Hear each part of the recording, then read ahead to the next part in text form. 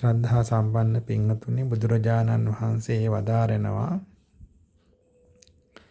ප්‍රියයන් නොදැක්ම දුකයි, අප්‍රියයන් දැකීම දුකයි කියලා. යමකට මේ ප්‍රිය අප්‍රිය භාවයේ නැත්තම් එයා දුක් වෙන්නේ නැහැ කියලා. මේ ප්‍රිය භාවය කියලා කියන්නේ මොකද්ද? නේද? අප්‍රිය භාවය කියන්නේ මොකද්ද? මේවා ආවේ කොහෙන්ද කියලා බලන්න ඕනේ. ප්‍රිය දේවල් කියන්නේ මොනවද? රූප, ශබ්ද, ගන්ධ, රස, ස්පර්ශ අරමුණුනේ. හැම රූපෙම ප්‍රියයිද? නෑනේ. නේද? හැම රූපෙම අප්‍රියයිද? නෑනේ. ඒතර හැමෝටම එක හා සමානද රූප ප්‍රිය අප්‍රිය භාවය වෙන්නේ නෑනේ. දැන් මට ප්‍රිය රූපයක් තව කෙනෙකුට අප්‍රියයිනේ. එයාට අප්‍රිය රූපේ මට ප්‍රියයි. නේද? එකම රූපේනේ. එකම රූපේ 10 දෙනෙක් ගත්තොත් 10 ආකාරයේ ප්‍රිය භාවයන් කියයි. මේ සද්දෙත් එහෙමයි. හැම ගායකයම නේද? එකිනෙකාට වෙනස් ආවේනික ක්‍රමයන් තියෙනවා. ඒ හැම කෙනාටම මොකද වෙන්නේ? ඒ අදාළ ශ්‍රාවක පිරිස ඉන්නෝනේ. කැමති අය ඉන්නෝ. ඒ වගේම කැමති අයත් ඉන්නෝනේ. මුළු ලෝකෙම එකම ගායකයෙකුට විතරක් කැමති වෙන්නේ නැහැ. එතකොට ඇඳුනොත් එහෙමයි. මේ ලෝකෙදී රූප, ශබ්ද, ගන්ධ, රස, ස්පර්ශ කියන මේ දේවල් පිංහතුනේ කැමති වෙන්නේ අකමැති වෙන්නේ ඒ වස්තු නිසා නෙමෙයි. මොකක් නිසාද? ඒක තමයි ප්‍රශ්නේ. අපේ භාවිතාවන් අපි හදාගත්ත විදිහ, භාවිතා කරපු විදිහ, පුරුදු කරපු විදිහ, ඇසුරු කරපු විදිහ නේද? මේවා එක්ක අපි ළඟ ඉතුරු වෙච්ච දේවල් තියෙනවා. පුංචි දරුවෙකුට එහෙම කවුරුත් උගන්වලා නැහනේ. ළමයි අපි දෙන කොහොම දෙලා කනවද? නෑ. එයා කන්නේ එයා තෝරගත්තේ විතරයිනේ. කවුද කියලා දුන්නේ? පිංගතුනේ සංසාර ජීවිතේ අපි ළඟ තියෙන හොරු පුරුදු කැමැති අකමැතිකම් ඒ පිංගතුනේ අපි පුරුදු කරලා තියෙන. කොහොමද පුරුදු කළේ? නේද? මේ වස්තු වල මේ රූප, ශබ්ද, ගන්ධ, රස, ස්පර්ශ වල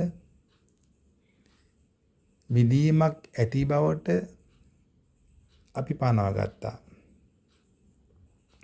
අන්නේ පැනවීම හරහා තමයි ප්‍රශ්නේ එන්නේ. එතකොට මේ ලෝකේ තියෙන හැම දෙයක්ම පිංගතුනේ සකස් වෙච්ච දේවල්.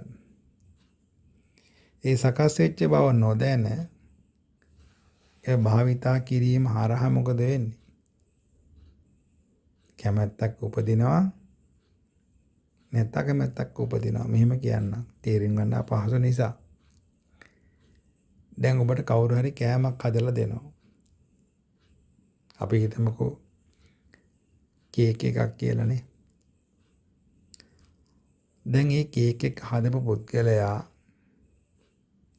කවදාකවත් කේක් ආපු නැති කෙනෙකුට කේක් එකක් දුන්නොත් මොකද වෙන්නේ? එයා ඒ කේක් එකේ රසට පුරුදු වෙනවනේ. ඊට පස්සේ එයා ඔය කේක් එක බොහෝ කාලයක් ඒ විදිහටම කාගෙන ගියොත් ඒ අනාතර වාරේ එයාට වෙන කේක් එකක් හම්බ වුණොත්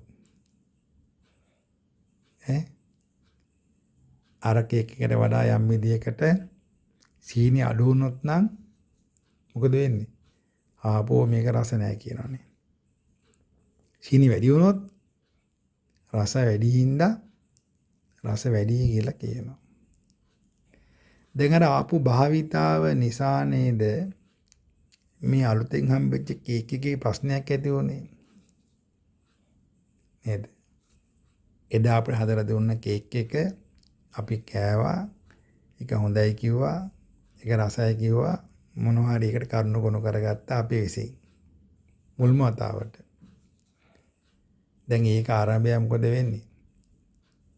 කේක් වර්ගීකරණයක් කරනවා.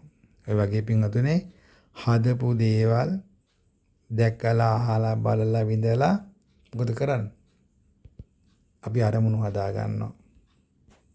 ඒ අරමුණුත් එක්ක පින්වතුනේ අපි කැමැති අකමැති භාවය නිර්මාණය කරගන්නවා. ප්‍රශ්නේ මොකද්ද තියෙන්නේ? ආන් අර හදපු බව නොදන්නකම. මේ ලෝකේ මේ හැමදේම හැදිච්චා. නැත්තම් සකස් වෙච්ච ධර්මතා. යමක් සකස් වෙනවා නම් මොකද වෙන්නේ? ඒක වෙනස් වෙනවා. ඒ නිසා මේ ලෝකේ සකස් වෙච්ච බව දන්නේ නැති අපි ප්‍රිය භාවයන් අප්‍රිය භාවයන් උපදව ගන්නවා. සකස් වෙච්ච බව දැනගත්ත අපිට ප්‍රිය භාවයකුත් නෑ අප්‍රිය භාවයකුත් නෑ. ඒ නිසා අවබෝධ කරන්න සකස් වෙච්ච ලෝකයක අපි ජීවත් වෙන්නේ කියලා. සම්මා සම්බුදු සරණයි.